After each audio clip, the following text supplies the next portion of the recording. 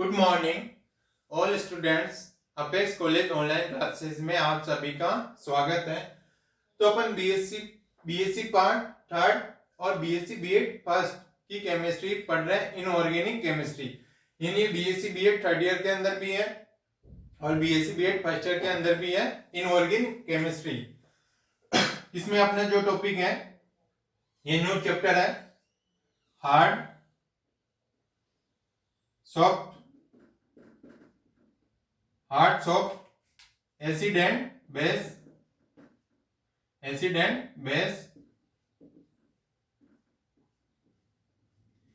ये चैप्टर अपना hard soft acid and base यानी कठोर मृदु अम्ल एवं क्षार ये टॉपिक है। कठोर मृदु अम्ल एवं क्षार है। तो जैसे यानी इसको शॉर्ट में क्या बोलेंगे, HSAB यानी hard soft acid and base, HSAB।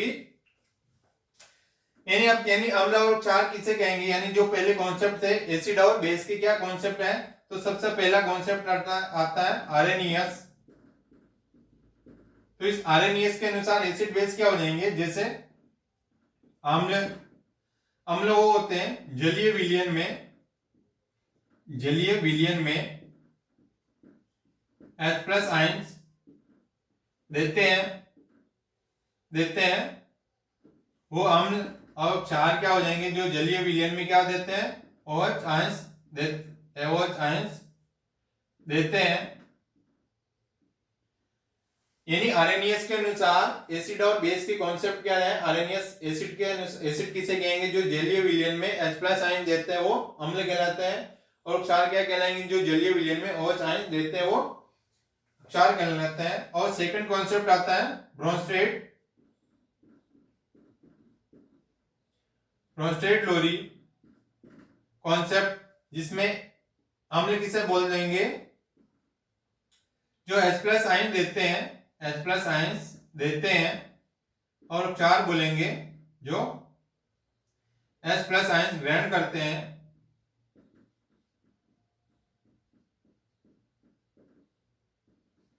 यानी ब्रोंस्टेड लोरी के अनुसार एसिड और बेस की रिएक्शन क्या है, डेफिनेशन क्या हो जाएंगी, जो H+ आयंस देते हैं वो एसिड कहलाते हैं, और जो H+ आयंस को ग्रहण करते हैं वो क्षार कहलाते हैं।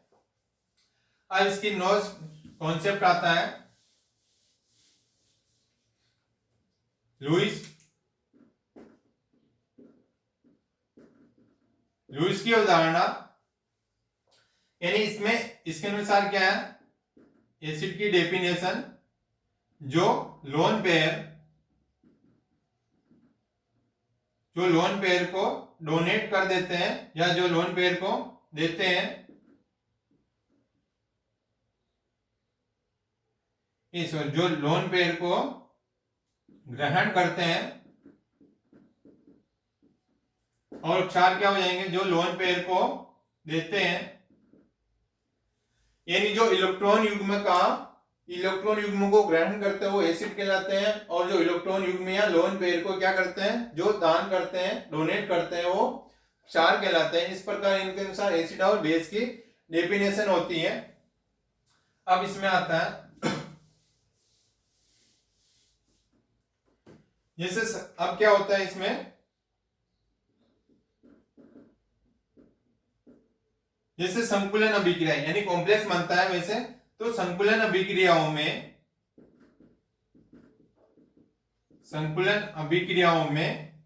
बंधन की प्रायिकता के आधार पर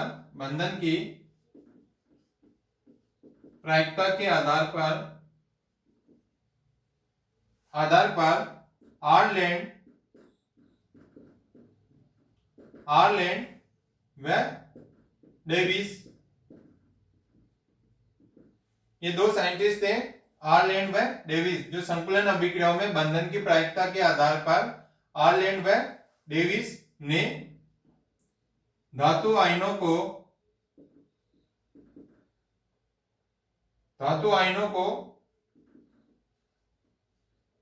तथा लिगेंडों को दो वर्गों में विभाजित किया, लिगेंडो को दो वर्गों में विभाजित किया, यानी संकुलन की अभिक्रिया, यानी संकुलन अभिक्रियाओं जिसमें कॉम्प्लेक्सेशन होता है, कॉम्प्लेक्स बनता है, उन संकुलन अभिक्रियाओं में बंधन की प्रायिकता के आधार पर जो आर्लेंड व डेविस ने धातु आयनों तथा लिगेंडो को दो वर्गों में क्या किया, इसमें डिवाइड किया। तो सबसे पहले आ जाएगा, इसमें डिवाइड किया, एक तो हो जाएगा समूह ए, एक है समूह बी। इन दो भागों में इसने डिवाइड किया, समूह ए और समूह बी। तो सबसे पहले अपन देखते हैं ग्रुप ए।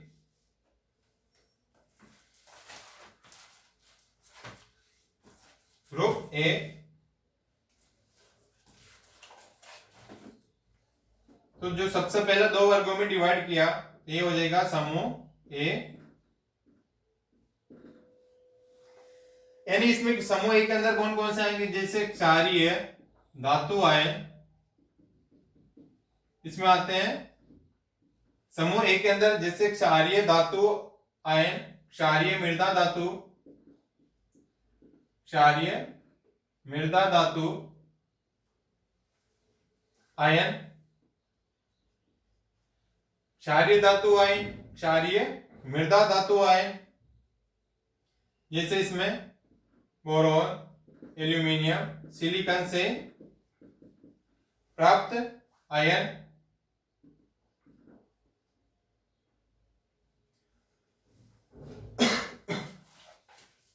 यानी इनसे प्राप्त आयन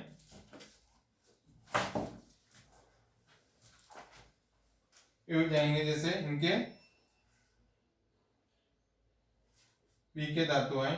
तो जैसे इसमें आते हैं क्षारीय धातु आयन, अक्षारीय मृदा धातु आयन, और जिनकी क्या होती है, उच्च ऑक्सीकरण अवस्था होती है, उच्च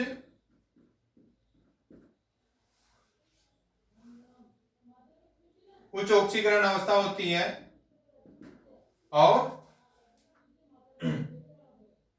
और ये हल्के संक्रमण धातु आयन,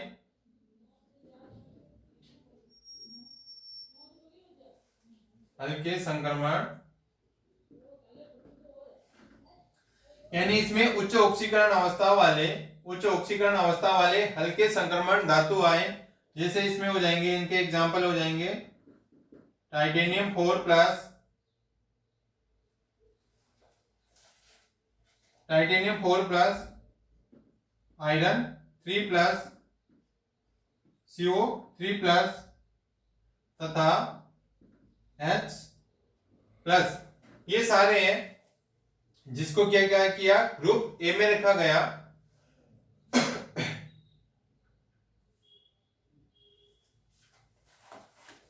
और इसमें और हो जाएगा क्रोमियम 3+। इनको एक ग्रुप इस वर्ग के अंदर आता है, समूह ए में आएंगे, जिसमें क्या होगा, उच्च ऑक्सीकरण अवस्था वाले और हल्के संक्रमण धातु आयन क्या हो जाएंगे, समूह ए के अंदर आते हैं। अब इसके समूह ए के अंदर आते हैं, उसके क्या क्या गुण है वो देखते हैं अपन। इनके गुण समूह ए के, यानी क्षारीय धातु आयन, क्षारीय मृदा धातु आयन, और ये उच्च ऑक्सीकरण अवस्था वाले हल्के संक्रमण धातु आयन होते हैं, जो ये सारे क्या है, समूह ए के अंदर आते हैं। अब जैसे समूह ए है तो ये धातु आयन के गुण है।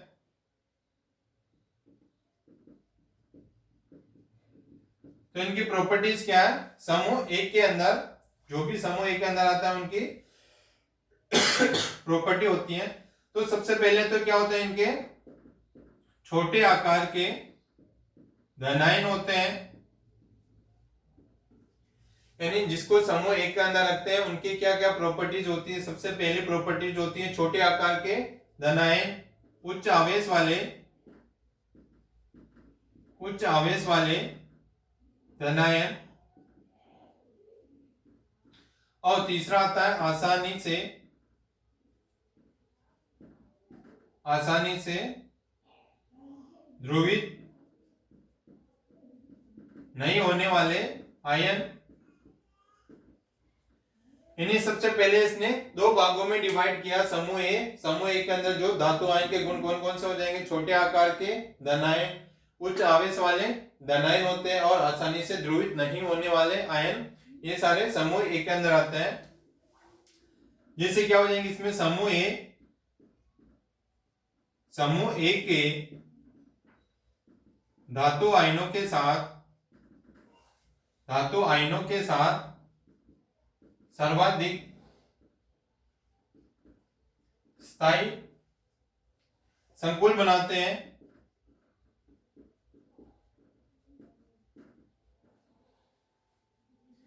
यानी क्या हो जाएंगे? जैसे समूह ए के साथ में जो समूह ए थे, वो समूह ए में कौन कौन से? जैसे टाइटन, जिसकी उच्चतम ऑक्सीकरण अवस्था होती है, छोटे आकार के धन आयन होते हैं, उच्चतम आवेश वाले धन आयन जो आसानी से ध्रुवित नहीं होने वाले आयन होते हैं, उनके अगर यदि धातु आयनों के साथ ये क्या करते हैं? सर्वाधिक स्थायी कॉम्प्लेक्स बनाते हैं, यानी ज्यादा मोर स्टेबल कॉम्प्लेक्स बनाते हैं, सर्वाधिक स्थायी संकुल बनाते हैं। संकुल बनाने वाले लिगेंड समूह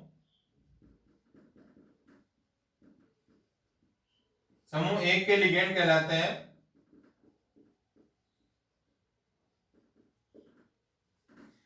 यानी जैसे समूह ए के धातु आयनों के साथ सर्वाधिक क्या होते हैं? स्थायी संकुल बनाने वाले जो लिगेंड समूह होते हैं, वो लिगेंड समूह ए के क्या कहलाएंगे? लिगेंड कहलाते हैं।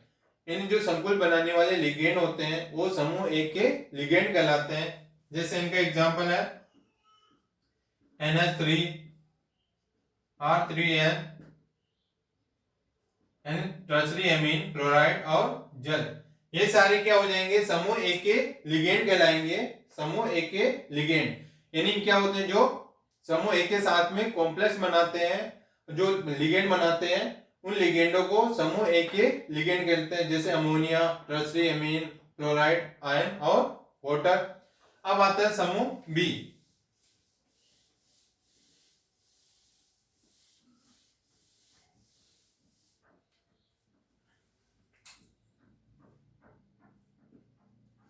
तो ग्रुप बी है, इसमें क्या होता है? इसमें कौन कौन से आएंगे?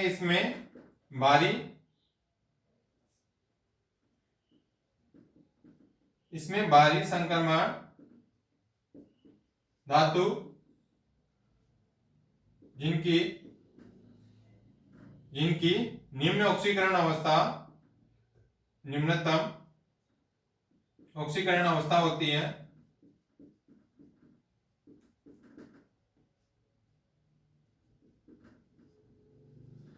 यानी समूह बी के अंदर कौन कौन से आएंगे? जिसमें क्या होंगे? हेवी ट्रांजिशन एलिमेंट होते हैं, भारी संक्रमण धातु होती है, जिनकी क्या होती है? लो ऑक्सीकरण अवस्था, या जिसकी ऑक्सीकरण अवस्था क्या होती है? कम होती है, उनको समूह बी में रखा गया है। समूह ए में क्या हो जाएंगे? जिसमें उच्चतम ऑक्सीकरण अवस्था वाले होते हैं, और समूह में क्या हो जाएंगे? समूह बी में जिसकी ऑक्सीकरण अवस्था निम्नतम होती है, और इसमें हेवी मेटल आ जाएंगे। उसमें तो क्या होता है? क्षारीय धातु, क्षारीय मृदा धातु होती है, इसमें भारी संक्रमण धातु या heavy metal, heavy transition element को रखा गया है। जैसे इसमें Hg2+, mercury 2+, platinum 2+, silver plus, Pb lead 2+, इन सबको क्या गया? समूह बी के अंदर रखा गया। अब इनकी प्रॉपर्टी क्या है? इनके गुण, समूह बी के क्या कौन कौन से गुण होते हैं? एक तो क्या होते हैं? बड़े आकार के धनायन होते हैं, यानी इनके जो धनायन होंगे वो कैसे होंगे? बड़े आकार के इसमें धनायन वाले होते हैं, और इनके निम्न आवेश होता है, निम्न आवेश वाले धनायन होते हैं, और थर्ड होता है आसानी से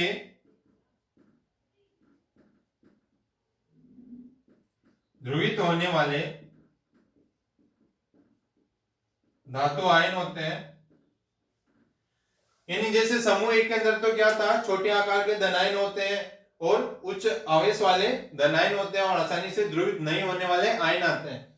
बल्कि समूह बी में क्या हो जाएंगे? बड़े आकार के धनायन वाले और निम्न आवेश वाले धनायन वाले, और आसानी से ध्रुवित या पोलराइजेशन, पोलर हो जाते हैं, पोलराइजेशन हो जाते हैं, आसानी से ध्रुवित होने वाले धातु आयन, ये इनके समूह बी के इनकी प्रॉपर्टीज होती हैं समूह बी के। अब जैसे इसमें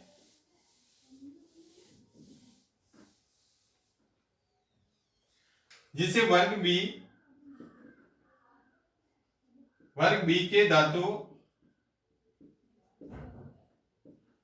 के धातु आयनों के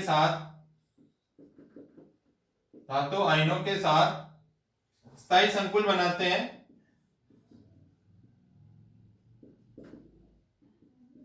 स्थायी संकुल बनाने वाले लिगेंड समूह बी के लिगेंड कहलाते हैं।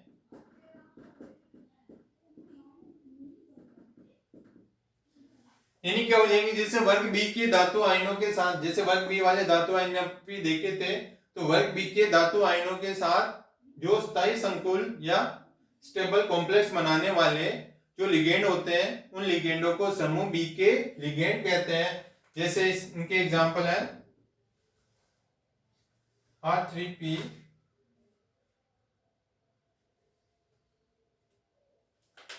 हाँ एक तो होता है फोस्फीन, जैसे R3P फोस्फीन, और ये हो जाएंगे R2S।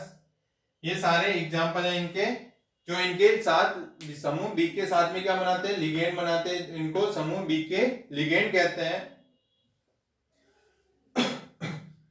ये तो हो गया इनके समूह ए और समूह बी, ग्रुप ए और ग्रुप बी।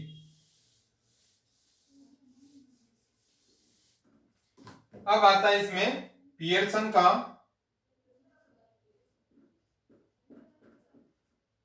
का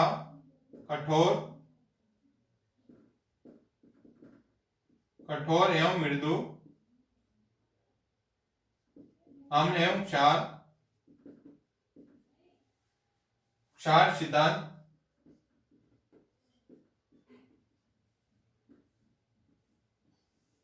या इसको HSAB थ्योरी, यानी ये पियर्सन की थ्योरी, यानी इसमें hard and soft acid and base की थ्योरी किसने दी थी, इसमें पियर्सन ने दी थी। इसलिए पियर्सन का कठोर एवं मृदु अम्ल एवं क्षार सिद्धांत। यानी पियर्सन के अनुसार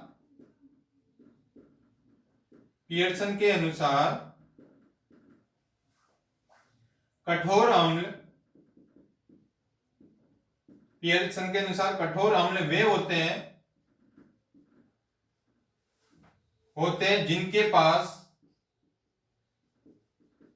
जिनके पास इलेक्ट्रॉन ग्राही होता है। यानी पियर्सन के अनुसार कठोर अम्ल किसे कहेंगे, कठोर अम्ल वे होते हैं जिनके पास क्या होता है, इलेक्ट्रॉन ग्राही होते हैं या इलेक्ट्रॉन को ग्रहण करते हैं, जिसका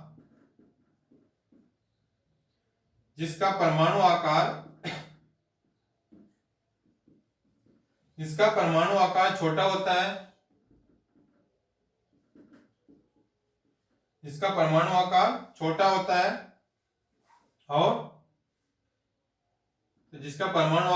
होता है, और इसमें आता है उच्च आवेश वाले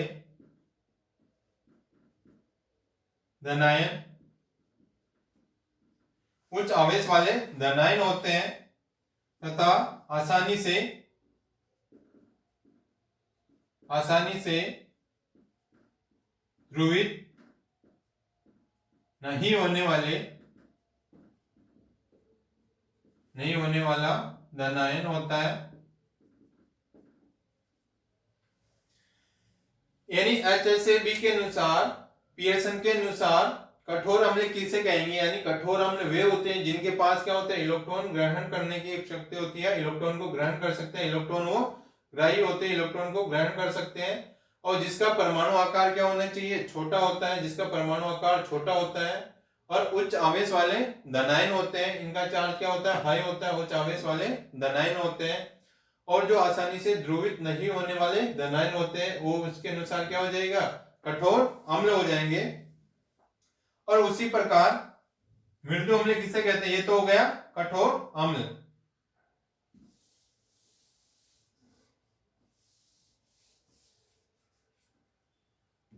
यानी मृदु अम्ल क्या हो जाएंगे? Soft acid. मृदु अम्ल वे होते हैं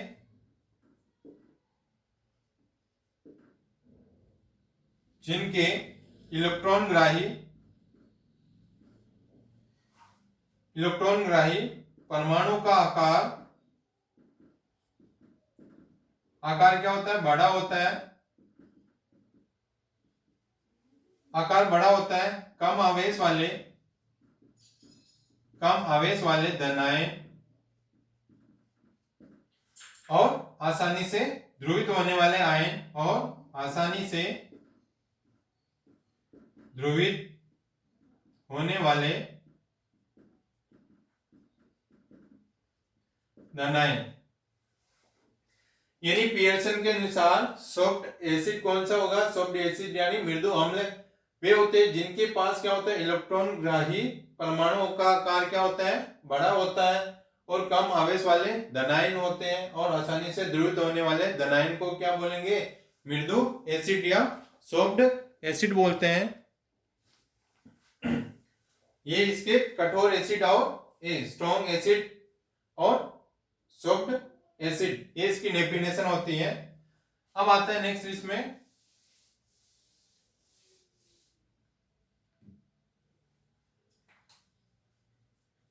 तो यानी क्या हो गया? इस प्रकार पियर्सन के अनुसार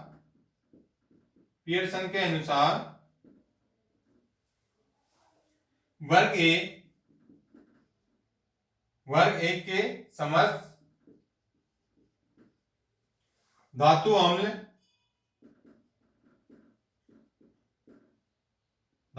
कठोर अम्ल है।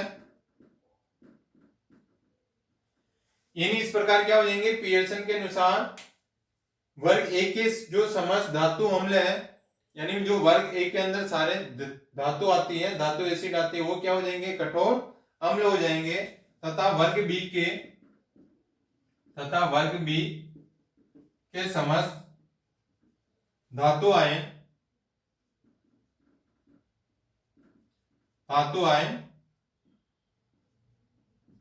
मृदु अम्ल होते हैं। यानी क्या हो जाएंगे? जो समूह एक के अंदर आता है उसको तो हार्ड एसिड कहेंगे और जो ग्रुप बी है, समूह वर्ग बी में आएंगे, उन धातु आयन को क्या बोलेंगे? सॉफ्ट एसिड बोलते हैं। और जैसे इसमें क्या हो जाएंगे? कठोर अम्ल या वर्ग ए में कौन कौन सा आते हैं? जैसे ये आ जाएंगे titanium 4 plus, chromium plus 3, Fe 3 plus और CO2 प्लस। और ये आ जाएंगे मृदु अम्ल वर्ग बी वाले, जैसे Hg2 प्लस और प्लेटिनम 2 प्लस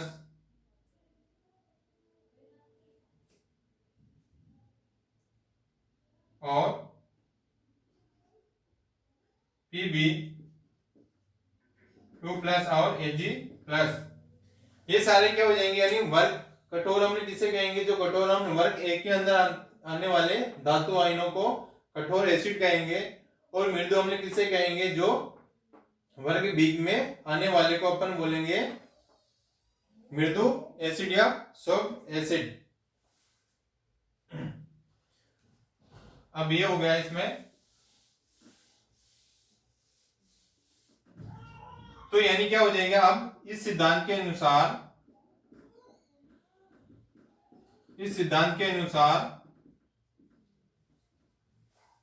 कठोर क्षार यानी स्ट्रॉन्ग बेस, कठोर क्षार के दाता परमाणु, यानी कठोर क्षार या स्ट्रॉन्ग बेस किसे बोलेंगे? जो क्या होंगे? दाता परमाणु। उसमें क्या था? इलेक्ट्रॉन ग्राही। इसमें क्या आ जाएगा? दाता परमाणु में ध्रुवणता कम पाई जाती है। यानी जिसमें क्या होगी? ध्रुवणता है, पोलराइजेशन कम होता है और उसकी विद्युत ऋणता अधिक होती है। यानी क्या हो जाएंगे इस सिद्धांत के अनुसार स्ट्रॉन्ग बेस कौन किसे कहेंगे, जो क्या होंगे दाता परमाणु होते हैं, और दाता परमाणु क्या होंगे जिसमें द्रोणता क्या होनी चाहिए, द्रोणता कम होनी चाहिए, और जिसकी इलेक्ट्रोनेगेटिविटी अधिक होनी चाहिए, उसको अपन क्या बोलेंगे कठोर क्षार बोलते हैं। तो कठोर क्षार बोलेंगे। उसी प्रकार मृदु अम्ल मृदु क्षार किसे बोलेंगे, ये कठोर क्षार और मृदु क्षार किसे बोलेंगे, उनके दाता परमाणु में क्या हो जाएंगे द्रोण, यानी आसानी से वो ध्रुवित हो जाती है, जिसमें द्रोणता पाई जाती है, यानी आसानी से ध्रुवित हो जाते हैं, और उसकी विद्युत ऋणता क्या होती है इसमें कम हो जाती है, उसको अपन मृदु क्षार बोलेंगे। यानी इस सिद्धांत के अनुसार मृदु या सॉफ्ट बेस की डेफिनेशन क्या होती है, जो दाता परमाणु होते हैं जिसमें द्रोणता यानी आसानी से ध्रुवित हो जाता है, जिसमें पोलराइजेशन हो जाता है, और उसकी इलेक्ट्रोनेगेटिविटी क्या होती है कम होती है, उसको अपन क्या बोलेंगे मृदु क्षार, सॉफ्ट बेस कहते हैं। इस प्रकार इनके अनुसार कठोर अम्ल और मृदु अम्ल, और कठोर क्षार और मृदु बेस, तो इसके अनुसार इनकी डेफिनेशन हो गई। और जो बाकी का अपन इनका क्लासिफिकेशन है वो अपन नेक्स्ट क्लास में डिस्कस करेंगे। ओके।